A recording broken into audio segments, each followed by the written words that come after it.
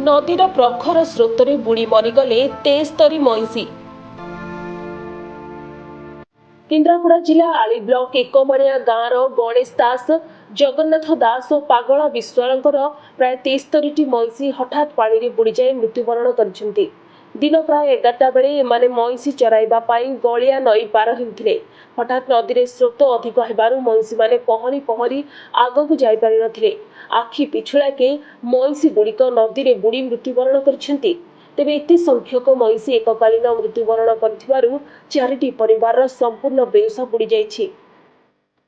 अन्यपटे सेमानकु सरकारी सहायता जोगाई देबाकु साधारण दाबी होइछि।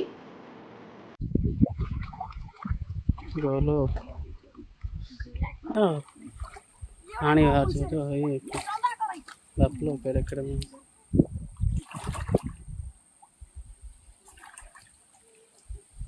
के किलो डेरे कौन देखियो मोई हो या मोई हो अब मतलब ना ना